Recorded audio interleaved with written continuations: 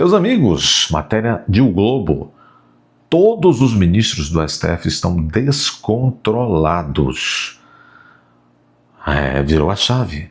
A Globo coloca todos os seus jornalistas para combater os desmandos, como diz a Globo, do STF.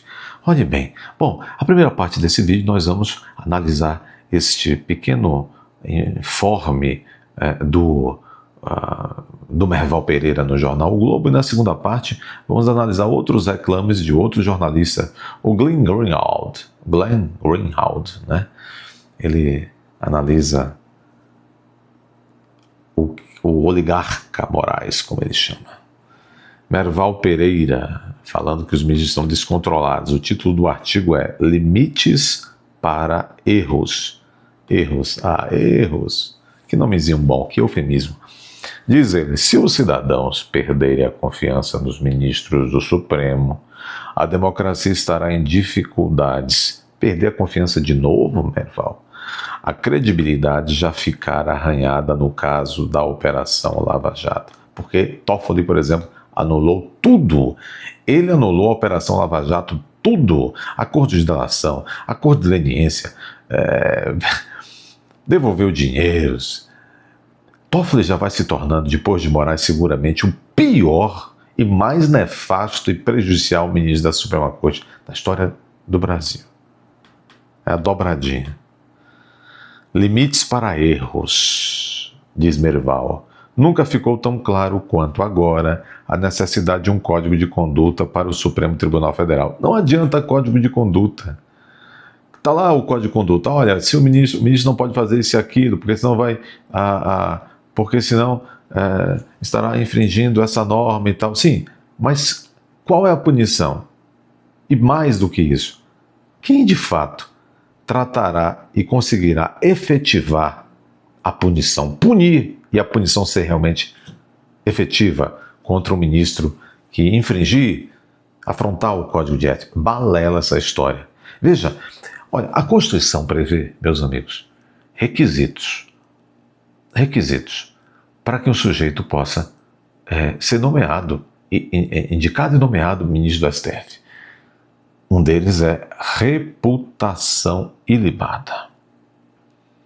Significa que se exige que o sujeito, embora faça a vista grossa, né, se exige que o sujeito tenha reputação ilibada para se tornar ministro, quando ministro, aí que se exige mais ainda que a sua reputação seja ilibada. Então, veja, entendem isso? Veja, o Brasil é um negócio estranhíssimo. Se você coloca um sujeito no Supremo e ele não se contém, e ele não realmente respeita, ele não se contém dentro de um feixe ético, moral, aí você precisa fazer um código de ética, significa que ele já não serve, significa então que o código de ética é desnecessário. E é hipócrita isso no Brasil. Faça um códigozinho, é a bandeira do Faquinha, presidente atual do STF, mas é uma lei para mané ver, não é para inglês não. Um código de ética, código de conduta para ministro do STF é lei para enganar mané. Os limites já estão na Constituição. Eles também têm que ser enquadrados na lei orgânica da magistratura. Eles não são magistrados especiais, coisíssima nenhuma. Mas aqui vem esse Merval que tem raciocínio de ameba. Nunca ficou tão claro quanto agora a necessidade de um código de conduta para o Supremo. Uma coincidência benfazeja faz com que a presidência do Supremo esteja sendo exercida nesse momento delicado pelo Edson Fachin, que há anos defende tal código. O Edson Fachin é um topeira. Não é por acaso que cortes supremas de países como Estados Unidos e Alemanha fizeram seu código de conduta em anos recentes, pois está ficando claro que os ministros, sem ter quem os controle, estão se perdendo em atitudes pessoais condenáveis. O contrato milionário da mulher de Moraes com o Banco Master é um exemplo, mas são inúmeros os ministros das cortes superiores cujos filhos, mulheres, parentes driblam conflitos de interesse apoiados por uma mudança de legislação feita pelos próprios ministros. Hoje em dia, vocês sabem, mulheres, filhos, o diabo quatro, podem advogar podem ter uma causa julgada pelo próprio parente. Se os cidadãos perderem a confiança nos ministros do Supremo, a democracia estará em dificuldades. Isso é porque Merval Pereira está dizendo que esse Supremo é o guardião da democracia, uma ova. A credibilidade já ficará arranhada no caso da Lava Jato, pois os ministros do Supremo não se limitaram a barrar as legalidades que apontaram na relação do então juiz Moro, anularam todos os processos, liberaram todos os réus, mesmo os confessos, começaram a devolver dinheiros para os que admitiram que roubaram. Pensam, conseguem entender isso? Além de Gilmar Mendes, que se gaba de ter sido responsável pelo fim da Lava Jato, e Deus o punirá por isso, o ministro Dias Toffoli tem se dedicado nos tempos recentes a anular processos da Lava Jato, mas não se limita a esse caso. Tem tomado decisões polêmicas no caso do Banco Master, tantas e tão discutíveis que chamaram e chamam a atenção. Desde o momento em que tomou para si o processo sob a alegação de que uma pessoa com foro privilegiado aparecera nas investigações, até a cariação entre representante do Banco Central e um banqueiro, Daniel Vorcaro, tudo tem sido contestado não só por políticos e jornalistas, mas sobretudo pelos especialistas no direito. Um documento sobre negócios do deputado federal João Carlos Bacelar com Vorcaro em caráter pessoal foi a justificativa de Toffoli para avocar ao STF o caso, dias depois de ter viajado em jatinho particular em companhia de um advogado do Banco Master para ver a final da Libertadores, uma conduta reprovável. A carona que se tornou hábito entre magistrados acumulou irregularidades. A decretação de sigilo no mais alto grau foi a medida seguinte, que Toffoli decretou, que paralisou as investigações, surpreendentemente, contra o Master, Surpreendentemente, Toffoli convocou uma cariação em pleno recesso do Congresso e do Judiciário, ele quis dizer aqui, para contrapor versões entre os investigadores. Como é que você convoca uma cariação para contrapor versão entre investigador e investigado? Toffoli quer punir o investigador do Banco Central, imagine, numa atitude que foi considerada pelo próprio Procurador-Geral da República precipitada, pois os depoimentos oficiais ainda sequer haviam sido tomados. Percebe como isso é um escândalo? Onde estariam as contradições a serem dissipadas pela cariação se sequer houve depoimentos, se sequer houve contradições? Então para que uma cariação? Porque Toffoli quer. Toffoli é o antijuiz. Toffoli é o antijuiz. Caminhando para o final, pessoal. A estranheza das decisões de Toffoli fez crescer o temor de que alguma medida extrema estaria sendo tramada nos bastidores para caracterizar como ilegal a decretação do fim do Banco Master, a liquidação. O próprio presidente do Banco Central, Gabriel Galípolo, havia dado uma declaração que a muitos pareceu extemporânea sobre a investigação, afirmando que atenderia a qualquer convocação para explicar seus detalhes e as razões técnicas para a liquidação. Por que o ministro Toffoli não pediu essas explicações diretamente a Galípolo? A possibilidade que a cariação de Toffoli tenha o mesmo objetivo da decisão do ministro do Tribunal de Contas da União, de Jonathan de Jesus Cruz Credo, que considerou, Cruz Credo que eu digo que esse Jonathan é pau mandado, que considerou precipitada a decisão do BC de liquidar. Você vê, uma gentalha, rapaz. Esse Jonathan de Jesus foi colocado no Tribunal de Contas, que não é tribunal, não tem nada a ver com judiciário, é Tribunal de Contas, é tudo apadrinhado. Dê uma olhada depois para vocês verem quem são os ministros do TCU, do Tribunal de Contas da União. Tudo colocado lá por políticos de esquerda e do centrão. Tudo são raposas tomando conta dos ovos de ouro. O Banco Central tem técnicos extremamente competentes. Não se vê denúncias sobre o Banco Central, que é nosso órgão de regulação monetária. É uma instituição exemplar e é autônomo, por lei. Toffoli está sendo um agente do sistema para acabar com a autonomia do Banco Central, que é tudo que essa alopradara quer. Em prejuízo da população, inclusive, hein? Bom,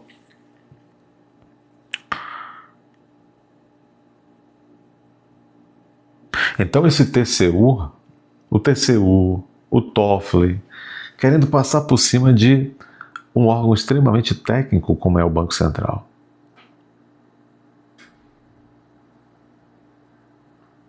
Então veja, olha que coisa, o próprio Merval Pereira aqui de O Globo admite, assim como o ministro do STF não tem razão técnica para convocar uma cariação, que o Banco Central já questionou formalmente, inclusive, também Ministro de TCU não tem nenhum mandato para pedir explicações ao Banco Central. O mercado financeiro teme que esses movimentos inusitados, se você coloca pessoas de caráter inusitado em postos altos e importantes como esse, você vai ter movimentos inusitados. Porque a barbárie, ela cresce quando ela chega no alto poder. O mercado financeiro teme que esses movimentos inusitados tenham o objetivo de anular a liquidação, ou seja, anular a decretação do fim decretação feita pelo BC do fim das atividades do Banco Master, devolvendo então o Banco Master a Daniel Vorcaro, que além da tornozeleira eletrônica que ostenta, continua ostentando também uma influência política invejável. Delata Vorcaro. A Mônica Bergamo, colunista fofoqueira do Grupo Folha de São Paulo, disse que um ministro no Natal confidenciou a ela que se Daniel Vorcaro abrir a boca, a República cai. E que ele próprio, esse ministro, disse que não se sabe o que é pior para a República, se abafar o que Vorcaro tem a denunciar, se isso seria pior, ou se é pior abafar, ou se é pior deixar que o Vorcaro conte quem está na lista de pagamento dele nos 3 poderes.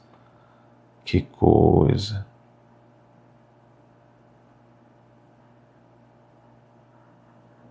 Que coisa. Bom, eu disse que ia falar do Glenn Greenwald. Também está no Pleno.news. Glenn Greenwald critica Moraes, disse, aspas, vive a vida de um oligarca e de um rei. O jornalista americano se manifestou por meio de uma rede social neste domingo. Glenn Greenwald, que também é advogado, constitucionalista e fundador do The Intercept, criticou Moraes. Ele se manifestou por meio da rede social. Cadê aqueles gigabytes todos, hein, Glenn Greenwald?